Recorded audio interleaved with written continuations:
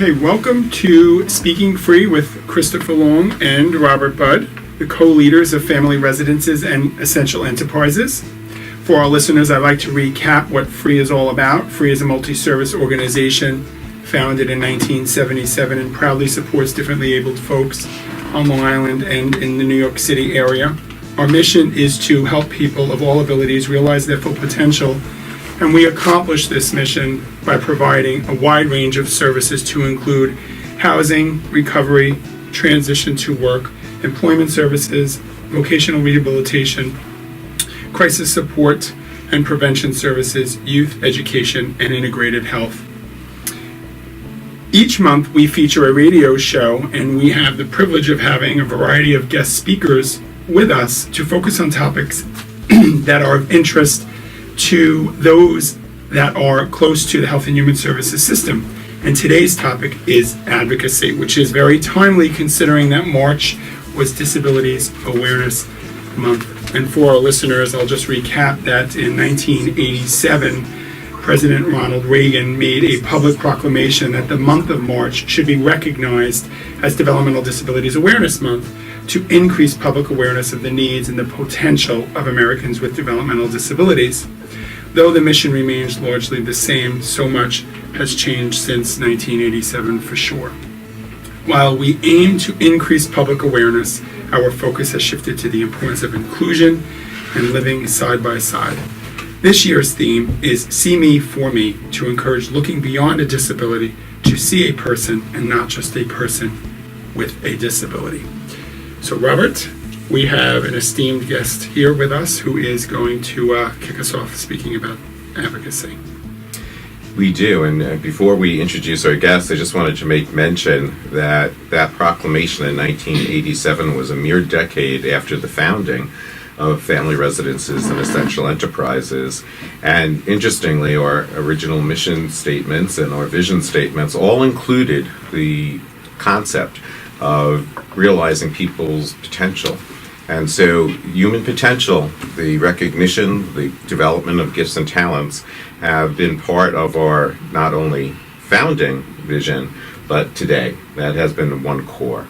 So today, talking about the way to keep that mission alive and making it real for individuals of all abilities on a daily basis, we have Michelle Flood, the Director of Advocacy for FREE, Bridget Cariello, Supervising Coordinator for the Self Advocacy Association of the New York State Self Advocacy Association, otherwise known as SANYS, Coleen Mackin from SANYS, there's the Statewide President, Stefanie Russo, an Advocacy Peer Mentor from FREE, and Mickey Michaels, the Coordinator of Family Advocacy for FREE. To kick us off, we have Michelle Flood. Good morning. Good morning, Michelle. So, Michelle, why don't you kind of frame this session for us? Why is being a strong self-advocate so important for the men and women that we're so honored to support? Well, the men and women we support are people who live with disabilities, and they're overcoming those disabilities every day. They want to be defined by their abilities. So for us at FREE, we have a long-standing, journey to help them live out their hopes, their dreams. They're the same as you and I. They want higher education. They want friendship and love and family and inclusion in their community. So that's become my journey to help them down that path. That's wonderful. Beautifully stated. I know how passionate you are about that as well. I am. How are you educating and providing opportunities for the men and women to advocate for themselves? We have several advocacy groups that come together, and we do educational opportunities for them. We teach them about their rights and the responsibilities that go with those rights. We spend a lot of time helping them understand the elected official process, voter registration, how to fill out a ballot, so that when they go to vote and exercise their right, they can do it effectively. We had educational sessions for the last major elections, and we will do so again this year. That's great. Truly committed citizenry. Mm-hmm. Tell us about FREE's annual advocacy conference. So every year, for the past 6 years, we've had an advocacy conference where almost 200 self-advocates come and attend, and they get to be with their peers and learn about different opportunities within their community. They meet people who are living with and overcoming disabilities, such as the wheelchair basketball team, the Nassau Kings, We have representation from the League of Women Voters come and help them learn about exercising their right to vote and giving them the opportunity to see that everything that they want in life is truly achievable. Excellent. And Michelle, why don't you share a little bit with our audience about our partnership with the Self Advocacy Association of New York? Sure. I feel that knowledge is power, and when our men and women are educated on the important issues that are affecting them critically, that their ability to self-advocate is truly more impacting than me telling an elected official what it's like. So we are very blessed to have a partnership with SANYS, and the SANYS institution group, they teach our men and women how to effectively represent themselves and self-advocate. Wonderful. Thank you, Michelle, which is a great lead in. Colleen, why don't you share with our audience what is the Self Advocacy Association of New York State and what makes it unique from other organizations? SANY is a nonprofit organization. Our mission is to empower advocates to speak up for themselves and others. What makes SANY unique is that it was founded by people with disabilities and for people with disabilities. To vote, its voting board members are self-advocates. Self-advocates are people with disabilities who speak up about issues affect them and others. Wonderful, Colleen. Self-advocates movement is a part of the civil rights and movement, which requirely opportunities includes dignity and respect for people with developmental disabilities. SANYS members have been a big part of the movement for over 30 years. Excellent. Thank you, Colleen. That was well said. Colleen, what does it mean for you to be the president of SANYS? When I first started, I was very shy. Didn't feel comfortable speaking up for myself at all. But working with SANYS for over the past years, I gained a lot of skills and comfort, and lots of knowledge too. I'm really honored to be sharing as a president now. As a president, I am responsible for respect people with all different types of disabilities all across New York State. I go to lots of self-advocates meetings and events to talk to people and find out what are going on in their lives. When I run my quality board meeting at SANYS, I make sure that we are acting in respectful for self-advocates. That's great. And you certainly have shared that gift with us, Colleen. We very much appreciate it. Colleen is the statewide president. Why do you think it is so important to cultivate the next generation of self-advocate leaders and to reach out to today's youth? I think that what we are doing now in the high schools are awesome. Teaching young people to speak up for themselves and now help them to provide better futures. It also important that self-advocate movement continues into the future, and we need young leaders to carry on the torch. Yes, we do. Sure. Beautifully stated. Colleen, please share any advice for parents who are raising young people with developmental and or other disabilities. Stand by your children and teach them that they can achieve great things in their lives. Dignity at risk is very important. People cannot grow if they aren't allowed to make a mistake in life. Beautifully stated. Colleen, thank you so much for sharing your gifts and your talents. You're truly a leader in the field, and it's very much appreciated. Thanks for letting me be a part of this. So, having just heard from Colleen, one of Colleen's inspirations is our next guest speaker, Chris. Bridget Cariello, thank you for being with us. She's the Supervising Coordinator for SANYS, and Colleen had spoken at great length about the importance of connecting with the schools. Can you talk to us a little bit about what SANYS is doing with the Long Island schools? Sure, and thank you for having us here today. What the Self Advocacy Association has started to do locally here on Long Island and slowly moving statewide is pushing in during the school day to support students to learn about self-advocacy and self-advocacy soft skills, and sort of support students who may be receiving services to understand systems before they exit high school. Excellent. Can you have the youth been receptive to it? Oh, 100%. It's been really fun. I have to say it's a lot of fun. We currently have multiple school districts on waiting lists. Some of our students will be offered job opportunities as well as SANYS Youth Ambassadors to go out and help us teach. Terrific. Can you just share a little bit about transition access and awareness? Is that Sure. So one of the reasons that the Self Advocacy Association wanted to start with a project like this is to not only support our organization as a whole to sort of cultivate the next generation of self-advocate leaders, but also to help students to really embrace their own advocacy before they leave high school. and that early exposure is so critical to this? It certainly is. Can you talk to us a little bit about the importance of the partnerships, the statewide and local, government networks and partners that you connect with and you have over the past 3 decades? Yeah, Talk to us sure. a little bit about that. So, of course. So, at the Self Advocacy Association, one of our primary roles is to establish self-advocacy groups, not only within provider agencies such as FREE, but also in the community through partnerships with the UJA, the YMCA, and other organizations like that. And that sort of helps people receiving services understand their own rights and responsibilities. Rather than people telling people what to do and what to say, we support people to really understand their own life and their own choices. So it's been a huge movement here on Long Island over the last 8 years. The organization and our region has just expanded exponentially, and there are probably about 60 active groups in our area. That's extraordinary. And FREE is really privileged to be a part of that movement. Can you talk to us a little bit about your partnership specifically with FREE? Sure. So, oh goodness, we have a really long and well-rounded partnership with FREE.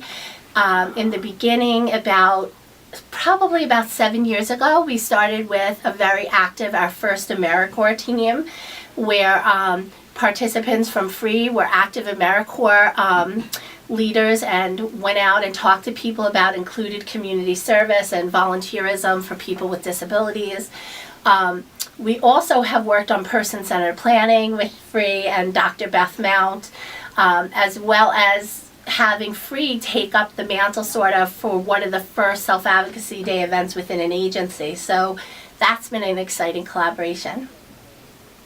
And having a son that uses the supports and services, talk to us a little bit about your role and how valuable it can be to the youth today. Okay, sure. So yes, my son is 21, and I think, had we had more of an awareness and the capacity to connect with self-advocacy and rights and responsibilities, I think we could have come that much further faster. I think supporting young people to really understand their options before they leave high school is huge. I can't express that enough. And a lot of times we're seeing greater outcomes when there's exposure younger. And also for the family to sort of take that moment to transition from sort of holding that advocacy in their heart for their family member until the individual can advocate for themselves. So. Yeah, we often speak about the importance of transition and the importance of provider agencies to connect with school districts earlier on to ensure that the transition from high school is seamless. So we really appreciate all of the work that SANYS is doing. Can you talk to us a little about SANYS U and the other training resources available? Sure. So a couple years back, our organization embarked on developing a self-advocacy curriculum. It's a 24-hour 9 to 12 week curriculum. We do have participants from FREE who've graduated and from many other providers around the state. The curriculum went national, and it's a curriculum that's geared for people with developmental disabilities to really embrace advocacy skills, from the history of disability to practical application of disability, like of advocating for your own rights. So that's something that we've worked on, and we're currently developing SANYS U for Youth. We have several modules, and of course our experiences at the schools is helping us further develop those modules. That's amazing. Yeah. Talk to us a little bit about how people would get in touch with you or learn more about SANYS. Sure. So we are a statewide organization, active for over 30 years. We have a website. It's www.sanys.org. There are regional coordinators in every area of New York State that you can connect with. So if people go on to our website, they'll be able to look up the different coordinators in their area and sort of get connected with SANYS and learn more about our leaders, because it's really about the leaders at our organization, not about the staff. So our coordinators will connect people with local board members and help them to sort of develop their own skills as well. Well, we really value the partnership that we have with SANYS and really appreciate you being a part of us cultivating our mission. Thanks for being here, Bridget. Thank you. Stefanie Russo is joining us as an advocacy peer mentor at Family Residences and the lead for the Speakers Bureau. Hello. Welcome, Stefanie. Hello. Talk to us a little bit about how you are helping the men and women at Free advocate for themselves and to be heard. Well, I support two of our advocacy groups, one which you mentioned, the Speakers Bureau, and the other, Free to Be, which is an LGBTQ advocacy group as well. Talk to us a little bit about the Speakers Bureau. The Speakers Bureau are made up of men and women who are living with disabilities, and they go around and they raise awareness on advocacy, anything. They teach advocacy skills to those sister agencies as well. They go out and they speak about anything, leadership, bullying, embracing life with a disability, you know, and telling their own stories.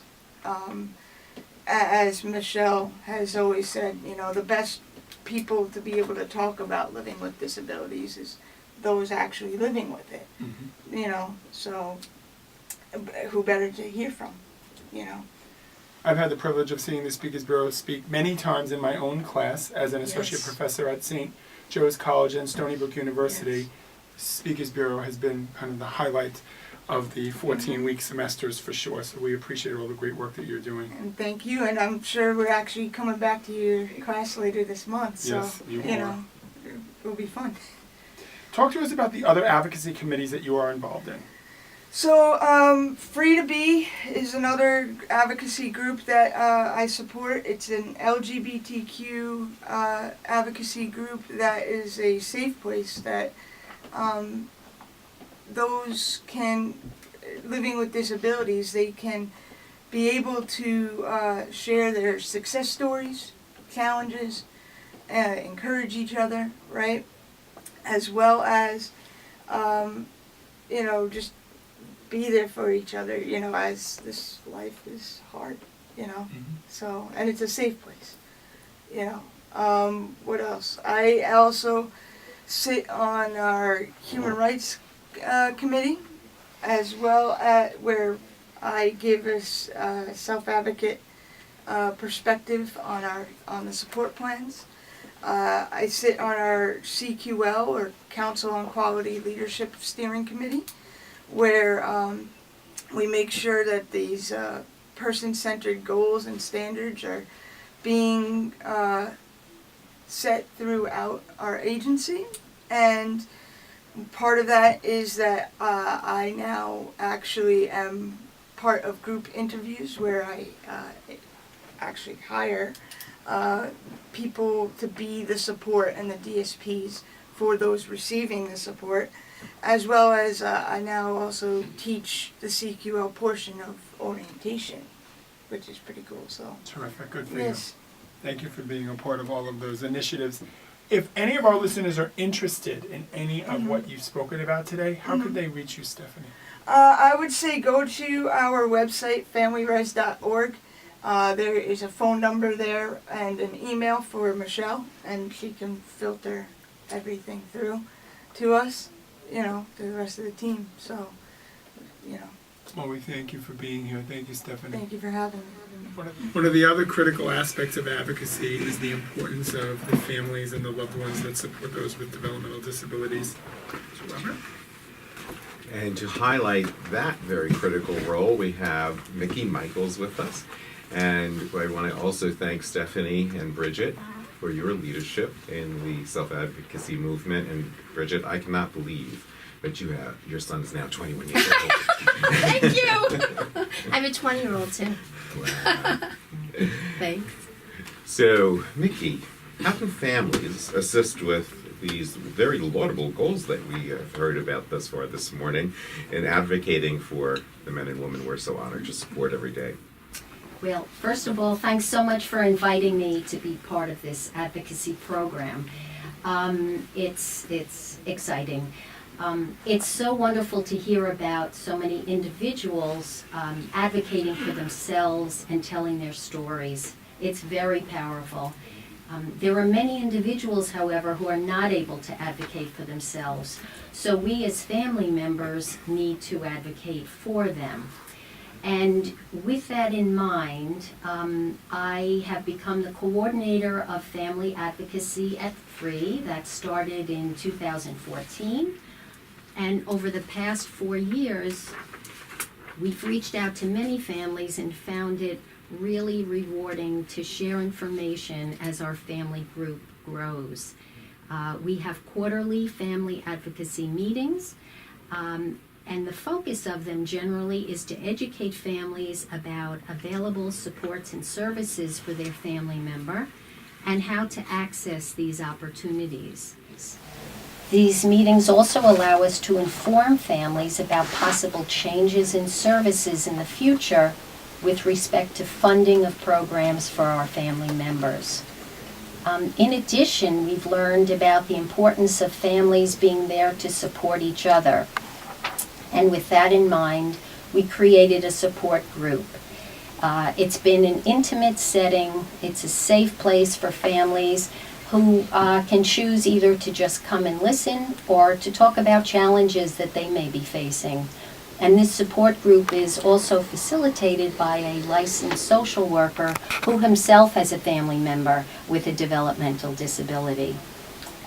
It's empowering when families are educated and supported, and in that way they can become most effective in supporting their family member.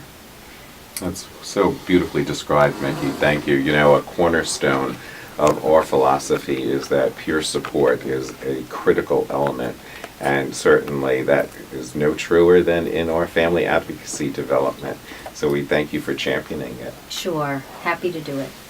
Mickey, who might families speak with to support their family members? Often people don't know how to go about being able to accomplish what they're hoping to. Right.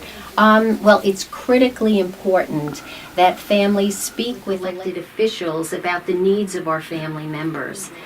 Because unless these officials have a family member with either a developmental disability, somebody in the autism spectrum, or mental illness, they have no idea about the supports that are necessary for family members to live a healthy, productive life. And we encourage families to tell their personal stories to these legislators, because sometimes only then can these elected officials realize the critical need to support our individuals by funding the critically needed programs now and in the future. Free families realize, I can say I and a number of families realize that it can be a difficult thing. Families feel uncomfortable sometimes speaking with elected officials. And as a result of that, FREE has offered tutorials to families explaining how to speak most effectively with legislators regarding concerns that all of us have for funding current and future programs and supports. And these tutorials have made families feel more comfortable speaking with legislators and explaining the necessity of funding these worthwhile programs.